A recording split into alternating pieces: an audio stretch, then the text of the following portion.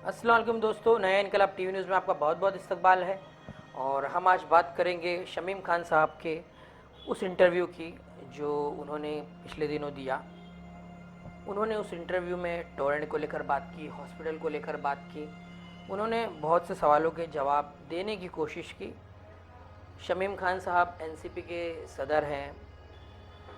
उन्होंने कोशिश की है बेहतरीन स्तर पर काम करने की। मुमरा में हम किसी पार्टी के यहाँ पर ना तो समर्थन में है ना तो खिलाफ है। ठीक है, लोग उनके समर्थक कहते हैं उन्होंने बेहतरीन काम किया है, बिल्कुल फ़र्ज़ है, हर कोई अपना फ़र्ज़ निभाता है। तो आइए बात करेंगे उसी चीज़ को लेकर। टोरेंट का मसला था, हॉस्पिटल का मसला था, कोविड को लेकर इस वक्त मुमरा में जनता बहुत परेशान है। कोविड-19 को लेकर कई हॉस्पिटल में एडमिट नहीं हो रहे लोग, उसकी वजह से मौतें हो रही हैं। हॉस्पिटल्स पे कार्रवाई होने के बावजूद भी इन हॉस्पिटल्स के रवैयों में तब्दीली नहीं आई है। बिल्कुल वही हाल है जो पहले था, बिल्कुल वही हाल है जो पहले था इनका। तो शमीम खान साहब ने इंटरव्यू दिया और उस पर जो उनका कहना था कि मुमरा में जो अपोजिशन है वो सिर्फ इल्ज़ाम लगाती है, कथित अपोजिशन। तो और उनका ये भी कहना था कि अपोजिशन वाले सिर्फ फेसबुक पर रहते हैं, व्हाट्सएप पर रहते हैं, अपने बेडरूम्स में रहते हैं। इसमें कोई दो राय नहीं है। आपकी पार्टी के जनाब शानू पठान ने बिल्कुल सड़कों पर घूम घूम कर काम किया है और एमएलए जितेंद्र अहवान ने भी काम किया, वो भी पॉजिटिव है, बिल्कुल ठीक है। लेकिन सर इस वक्त एक सवाल कर रही है मुमरा की जनता उन सभी नेताओं से, वो चाहे किसी भी पार्टी के हों और चाहे अपोजिशन के हो चाहे एनसीपी के हो, दोनों से हमारी रिक्वेस्ट है कि आप लोग जब कोई भी इंटरव्यू देते हैं तो एक बार उसके नीचे के कमेंट्स पढ़िए, क्योंकि सत्ता पक्ष से मैं यही कहूँगा कि सवाल सिर्फ अपोजिशन नहीं पूछ रही है, इस वक्त सवाल पूरे मुमरा की जनता पूछ रही है। सबसे मेन मुद्दा इस वक्त जो है हॉस्पिटल का, तो उसका जब सवाल पूछा गया तो आपने कहा कि थोड़ी देरी हुई है। ठीक है सर, थोड़ी देरी हुई है, काम अच्छा कर रहे हैं आपका कहना है जितेंद्र अहवान साहब। उसी को लेकर एक हमारे भाई ने कमेंट किया है उसी वीडियो के नीचे। उनका कहना है कि बुर्ज खलीफा टावर दुबई में उसको बनने में 5 बरस लगे, ये हॉस्पिटल को 10 साल, और अब भी कंप्लीट नहीं हुआ।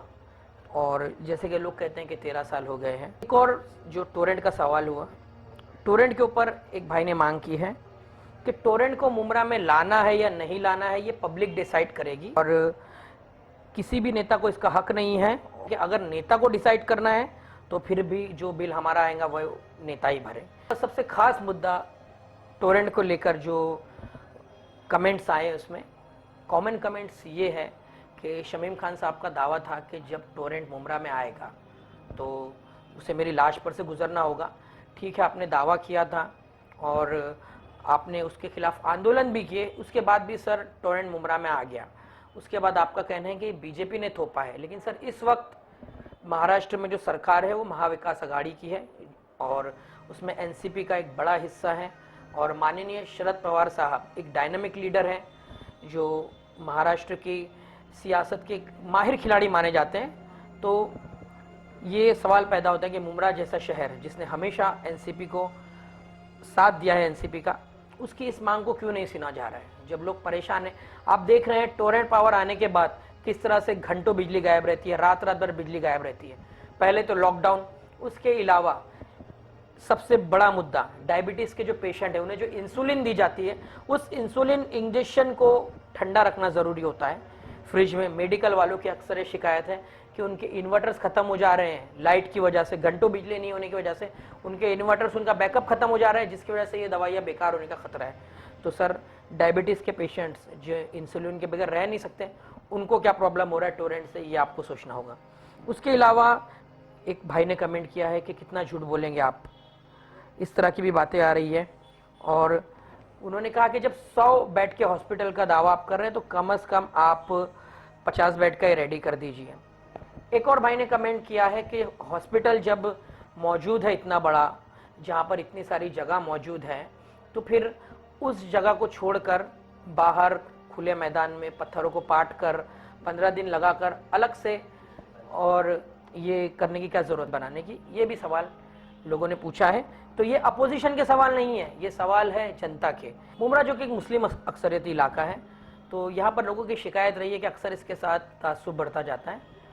और एक इसी को देखते हुए एक भाई ने कमेंट किया है कि आप शरद पवार सर से कहिए कि पार्लियामेंट में आप आवाज़ उठाएं मुसलमानों के लिए। तो उसके नीचे एक दूसरे भाई का रिप्लाई आया कि शरद पवार MP नहीं है, यानी कि सांसद नहीं है। तो उसके जवाब में जिसने कमेंट किया उन्होंने जवाब दिया है कि भाई उनकी पार्टी वाले तो सांसद है ना। तो ये भी सवाल पैदा होता है कि आपको आवाज़ उठाना चाहिए।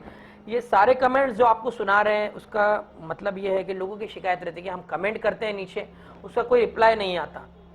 इसके अलावा और भी ऐसे बहुत से कमेंट्स आए हैं जो शायद जिनको मैं दोहरा नहीं सकता, लेकिन मैं एक बात कहूँगा, मैं पब्लिक से भी हम अपील करते हैं कि किसी भी नेता को आप किसी भी नाम से मत बुलाइए। जिस तरह से आप लोग कमेंट्स करते हैं, किसी का आपने कुछ नाम रखा है, किसी का कुछ नाम रखा है, तो ये एक कहते हैं ना, ये इस बात को भी मजाक में ले लिया जाता है। क्योंकि देखिए, अगर आप पर भी कोई सोशल मीडिया पे इस तरह के कमेंट मारेगा तो आप भी नाराज़ होंगे, और ये नेता आपको कुछ नहीं कहते तो खैर छोड़िए, उनका अपना मसला है। लेकिन आप लोगों को ऐसे कमेंट्स नहीं करना चाहिए, क्योंकि फिर एक जो सभ्य और सिंसियर जो आवाम होती है फिर उससे हट के बात हो जाती है। क्योंकि एक न्यूज़ वायरल हो रही है कि बुरहानी हॉस्पिटल में लापरवाही की गई, उसकी वजह से एक लेडी का इंतकाल हो गया। कई हॉस्पिटल्स पे कार्रवाई हुई है मुमरा में, लेकिन उसके बाद भी हॉस्पिटल्स के रवैये में कोई तब्दीली नहीं आ रही है। कालसेकर हॉस्पिटल का भी नाम आया कि यहाँ पर इलाज के नाम पर लूटा जा रहा है।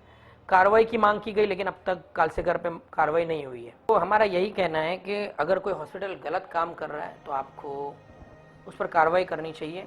बीजेपी ने अब सियासत शुरू कर दी है मुमरा में होने वाली मौतों को लेकर, जो बिल्कुल गलत चीज़ है। इस तरह की सियासत नहीं होना चाहिए बीजेपी पार्टी की तरफ से भी। लेकिन जो इस शहर के जिन्होंने जिम्मा लिया है उन्हें चाहिए कि इस तरह की कोई मौका ही ना दिया जाए कि कोई आकर यहाँ पर सियासत करे। जिस तरह किरीट सोमिया आए और बीजेपी के दूसरे लीडर्स यहाँ पर उन्होंने विज़िट की थी, लेकिन उन्हें विज़िट करने नहीं दिया गया। तो मुमरा की सियासत एक बहुत ही डिफरेंट सियासत हो जाती है कभी कभी। तो उम्मीद करते हैं कि इस तरह की कोई मौका ही ना दिया जाए कि कोई यहाँ पे आके सियासत करे। एक और भाई हमारे वो कमेंट करते हैं कि शमीम खान साहब का कहना है कि जितेंद्र आवाड़ सर ने राशन दिया, फिर शानू पठान सर कहते हैं कि उन्होंने अपनी प्रॉपर्टी बेचकर राशन दिया। तो ये भी दोनों बातों का एक तरह से टकराव हो रहा है। तो ये भी एक सवाल उठा रहे हैं लोग, इस पर भी सोचने की ज़रूरत है।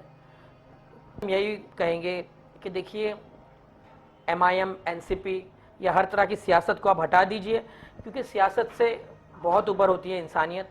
और जिस किसी भी लीडर ने, वो जो भी पार्टी का हो, जैसा भी काम किया है, वो उन्होंने गरीबों के पेट में ही अनाज गया है वो। तो उस पर आपको इस तरह का जो कुछ लोग हैं कि उस पर सवाल उठा रहे हैं, उस पर सियासत कर रहे हैं, वो नहीं होना चाहिए।